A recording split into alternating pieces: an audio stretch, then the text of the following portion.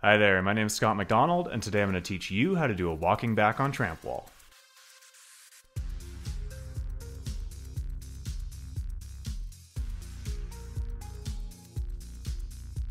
Before learning these, you should already be comfortable running the wall and over-rotating a backflip to your back on trampoline.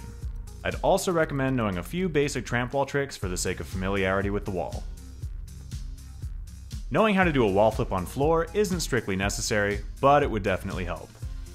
As always, I recommend wearing wrestling shoes and avoiding socks for the sake of grip. For most people, the hardest part about learning walking backs is staying close enough to the wall.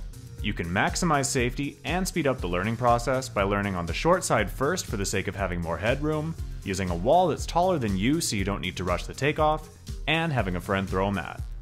If you only have access to the long side of the wall, mat the frame behind your head, and if you're learning in an enclosed setup like this one, you should mat the wall behind you in case you go too far. Let's get started.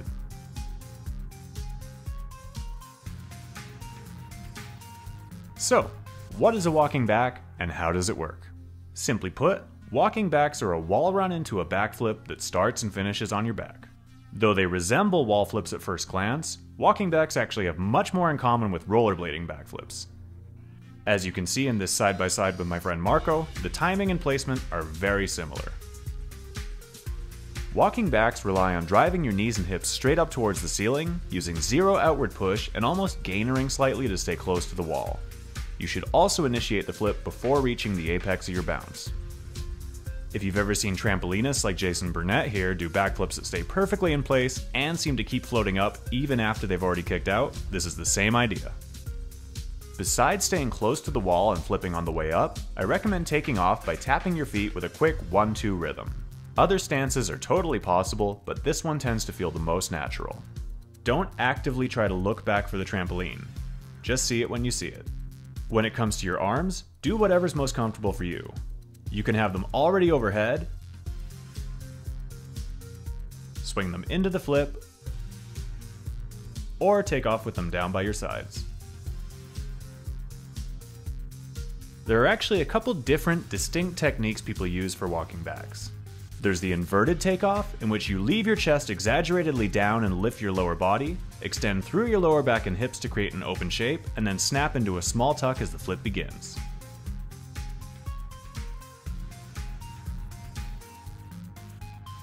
When doing this technique, I like to look at the ceiling just above the corner of the wall on the way up, spot the bed as I flip over so I can gauge where I'm about to land, and then let my gaze continue tracking upward to the face of the wall as I go down to my back. There's also the flat technique, in which you'll take off with your torso and lower body fairly level, tap your feet, and then swing the knee of your first leg between your body and the wall to help start the flip.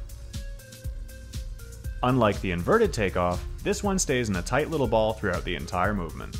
When doing this technique, I spot the wall in front of me as I take off, then spot the tramp and wall again just like I do in the inverted version.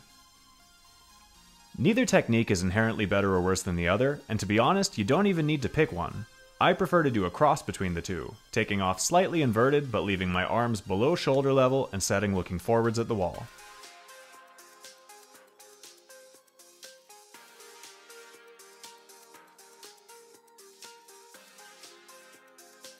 Regardless of how you choose to walking back, once you've initiated the flip, you'll tuck, miss your feet, and land on your back in the same position as you would for a wall run, with your feet elevated, knees and arms bent in front of you, and everything from your head to your tailbone touching the trampoline simultaneously. Kick back to the wall and resume running to complete the trick. You'll notice in this tutorial that my walking back returns to the face of the wall before pushing to my back. This is not at all a requirement to do the trick, it's just a matter of timing. Even if your walking back is perfectly placed, if it flips too slowly, you won't be able to reach the wall. At first, you'll probably flip a little slower or later and take it straight to your back, but as you get comfortable, you can get the flip done sooner. Once you can finish the flip early enough, it'll feel very natural to reach slightly below and in front of yourself and anchor yourself again on the way down.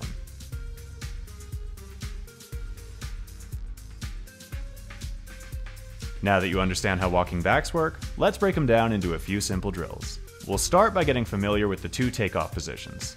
To get used to the inverted takeoff, try this skipping wall run while keeping your chest down, hips up, and looking up your body towards the ceiling.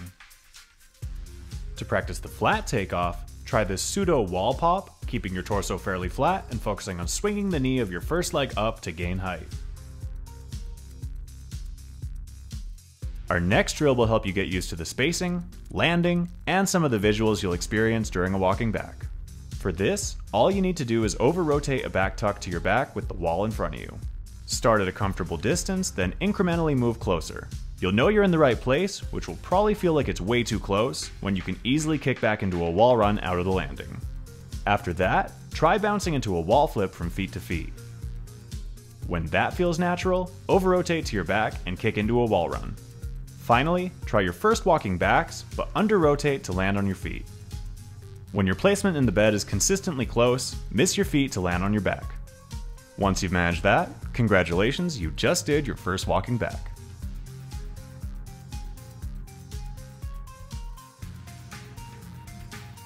Let's take a look at some common mistakes people make with walking backs and how to either fix them or just avoid them outright. The most common one I see, almost everybody pushes too far out when they're first learning. If you travel backward like this, it tends to mean you initiated the flip too late, pushed outward instead of upward, or both. If this happens to you, bail to your feet to stay safe. Going to your back and hitting your head on the springs will not be a good time. Remember, you want to feel like your hips are driving straight up at the ceiling with zero outward push. In order to stay close, some people prefer to run with their butt very close to the springs so they just go straight up and down with no inward push. Others do the opposite and go very far out so the springs behind them launch them inwards towards the wall. It is possible to be too close in your walking back, but generally speaking, if it feels too close, you're probably in the correct place. If you feel unsafe, I recommend putting your arms up to protect your head, flat spinning slightly, or bailing to your feet.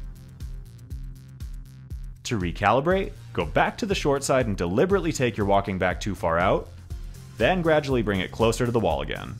If your flip stalls out, you probably hesitated on takeoff or opened your body too much. This can also happen as a byproduct of trying to look back for the trampoline instead of just seeing it when you see it. As with virtually everything else on Trampwall, it's going to be difficult to return to the face properly if you land with your feet dropped or with locked knees. Also make sure you're not fighting the flip with your arms by swimming or throwing them downward. Lastly, don't try to learn walking back super low. Rushing the takeoff is going to make things much harder and more dangerous.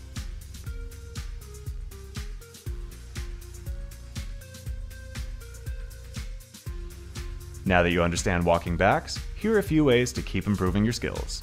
You can combo your walking back and do any backflip variation you could normally do, whether it's adding a shape, a twist, a flip, and so on. You can also try using them as a transfer, or try walking back handspring once you feel comfortable experimenting with your placement. If you don't already know how to do vampires, walking backs can help, as the inverted takeoff uses a pretty similar position. In any case, I hope this video gave you a clear roadmap for learning walking backs, but if you have any questions, just let me know in the comments below. As always, please like, share, and subscribe. Message me on Instagram if you're interested in coaching, and until next time, good luck, happy training, bye.